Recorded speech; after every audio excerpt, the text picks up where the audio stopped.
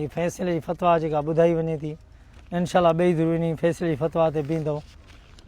Number पहिरियों commercial plot जी रक़म फ़ी दुकान जेकी बीहंदी अमानत तौरु फ़ैसिले जा अमीन वञी जांच कंदा जेको फ़ी दुकान रेट बीहंदो उन में दुर नंबर 2 सुढ 2 हिसा रक़म अदा कंदो ऐं 3 हिसो इस्लाह तौरु ख़तमु कजे थो। नंबर ॿियों पोयों प्लाट में जेकी रेट रक़म हूंदो उनजो बि 2 हिसा रक़म दुर नंबर 2 सुढ अदा कंदो ऐं 3 हिसो साॻी रीति ख़तमु कजे थो।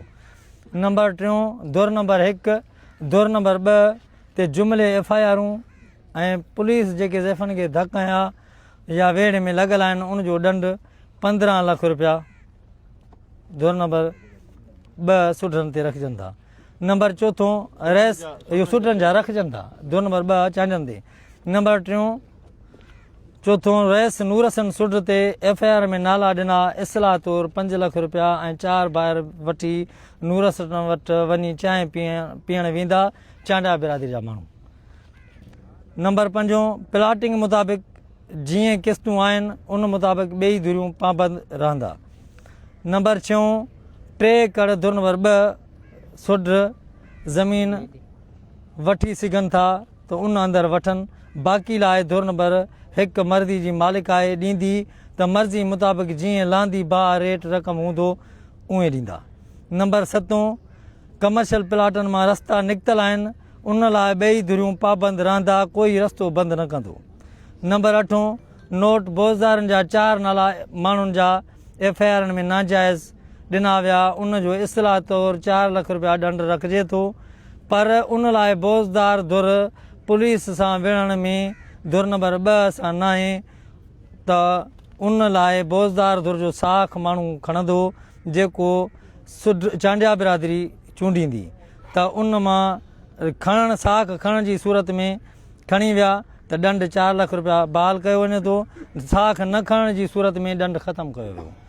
नंबर 9 ॿई धुरियूं ॿिन्ही धुरियुनि जो ख़र्च केसनि ते जेको थियल आहे उहो ख़तमु कजे थो।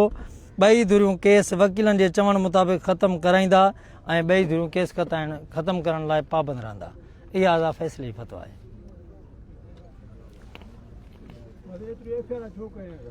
भाई इहा थी वई हिन में सभु शइ अची वई सभु शइ अची वई। दुआ घुरऊं साईं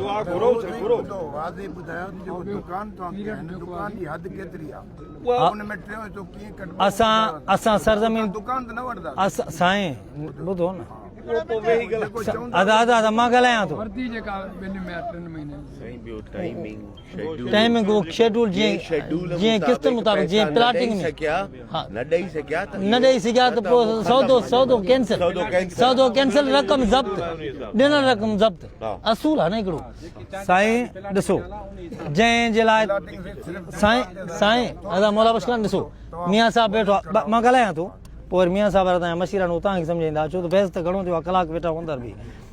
कमर्शियल प्लाट तव्हांजा घर आहिनि तव्हांजो एतिराज़ आहे दुकान इहे ठहण न ॾींदासीं ईअं उन जे लाइ जेकॾहिं तव्हां वठो था कमर्शियल प्लाट पोइ तव्हां भले दुकानु ठाहियो उनखे घरु ठाहियो